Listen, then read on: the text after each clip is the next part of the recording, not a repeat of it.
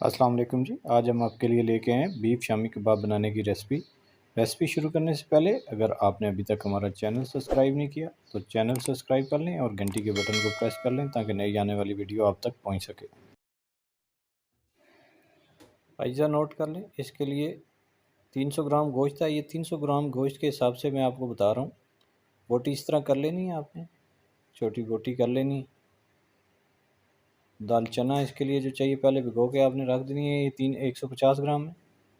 एक दरमियाने साइज़ का प्याज है। 7 से 8 जवें लहसुन के हैं। लाल मिर्च पाउडर 1 खाने का चम्मच। नमक हस्ब ज़ायक़ा।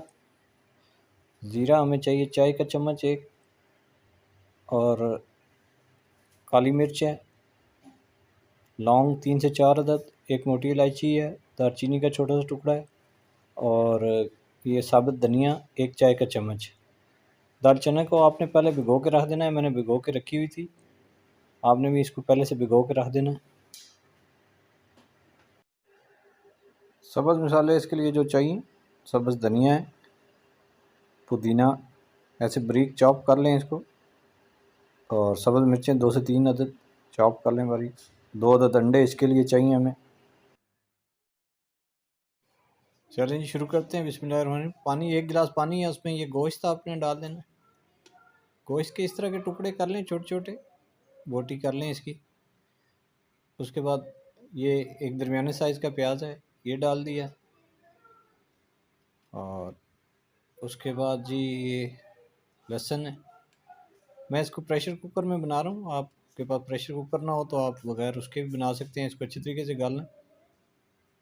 मसाले मोटे मसाले इसमें सारे डाल दें, गरम मसाले ये।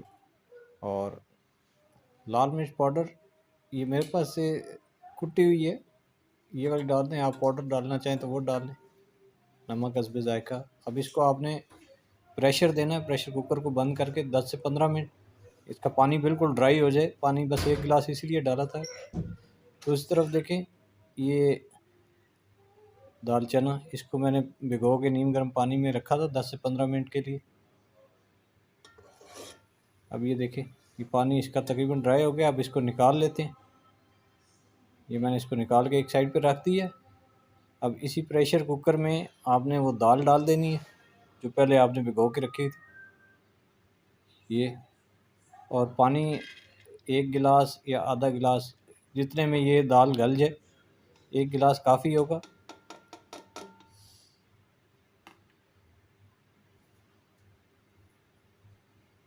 ये तकरीबन 1 गिलास मैं इसमें डाल रहा हूँ।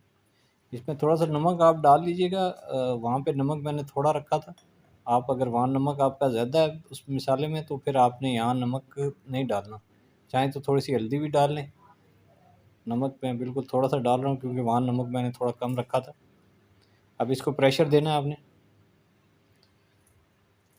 तकरीबन 5 मिनट, 5 से 7 मिनट प्रेशर देना होगा इसको, इससे ज़्यादा नहीं देना।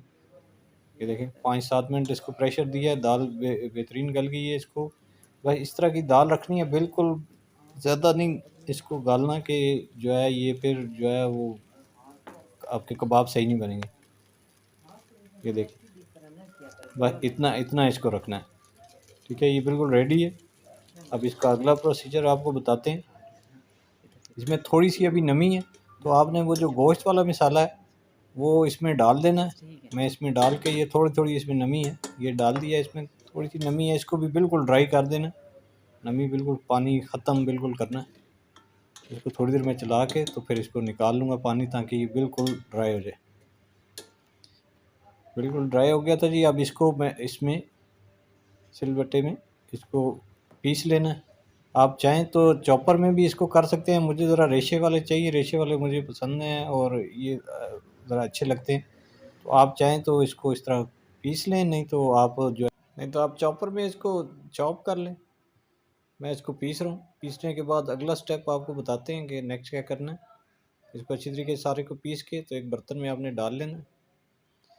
दूसरी तरफ जो दो अंडे आपको बताए थे, इनको अच्छे तरीके से आपने फेंट लेना। मैं इनको अच्छे तरीके से फेंट रहा हूँ। अब इसमें ये जो पिसा हुआ आपका गोश्त था, दालें थी, इसमें ये डाल दें, अंडे डाल दें। उसके बाद साथ ही आपने सब्ज़ धनिया और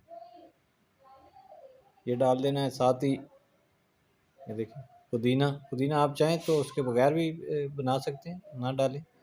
ये चॉप हुई हुई सब्ज़ मिर्चें ये डाल दें। अब इसको अच्छे तरीके से आपने मिक्स कर लेना है इसमें, बहुत अच्छे तरीके से। ठीक है, ये देखिए ये अब हो गया मिक्स। ये पोजीशन है। अब इसके आपने कबाब बना लेने।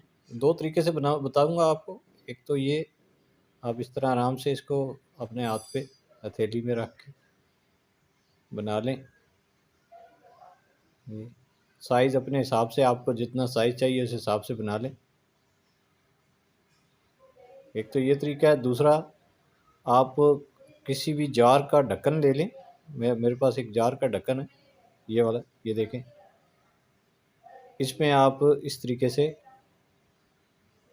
इसके साइज़ का एक ये बॉल सा बना लें। इसको इसमें डाल के अच्छी तरीके से प्रेस करें नीचे।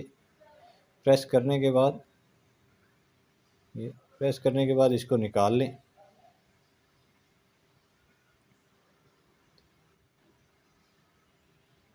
इसको ये निकाल के और कर लें। वो थोड़ा सा उसमें चूड़ी वाला है, इस वजह से थोड़ा सा मुश्किल से निकला है, लेकिन ये देखें बहुत बेहतरीन कबाब बना है, बिल्कुल गोल और बिल्कुल खूबसूरत सा। इस तरीके से आप कर लें। ये देखिए ये मैंने बना लिए हैं। ये इतने का 300 ग्राम मेरे पास गोश्त था। इसके तकरीबन 18 से 20 कबाब बने। ये अब इसको फ्राई करके तो फिर मैं आपको सर्व करके दिखाऊंगा। बर्तन में ऑयल फ्राई पैन में ले लिया और इसको मैं फ्राई करता हूँ। थोड़े से ही बाकी मैंने फ्रीज़ कर दिए हैं। ये थोड़े से मैं आपको बस चेक कराने के लिए इनको कर रहा हूँ। 3-4 एक मैं करके तो फिर आपको ये सर्व करके दिखाता हूँ।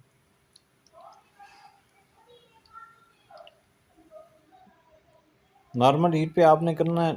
बहुत ज़्यादा इसका जो है ना वो नीचे से फ्लेम तेज़ नहीं करना ना, और बहुत ज़्यादा इनको ब्राउन भी नहीं करना। कुछ लोग बहुत ज़्यादा ब्राउन कर देते हैं, क्योंकि इसमें सारा कुछ ऑलरेडी पका हुआ है, कोई चीज़ कच्ची इसमें नहीं है, तो इसको ज़्यादा ब्राउन करने की ज़रूरत नहीं है।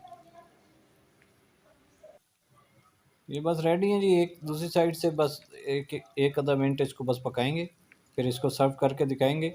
बाकी मैंने फ्रीज़ कर दी हैं। आप भी अगर फ्रीज़ करना चाहें तो फ्रीज़ कर लें, और अगर दोबारा उसको आपने बनाने हैं तो उसको कम से कम 10 एक मिनट पहले अपने बाहर निकाल के रखना है।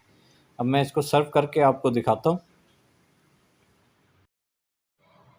ये जी बहुत बेहतरीन कलर आया है इसका, बहुत खूबसूरत, देखने में भी बहुत खूबसूरत है, खाने में भी बहुत टेस्टी हैं।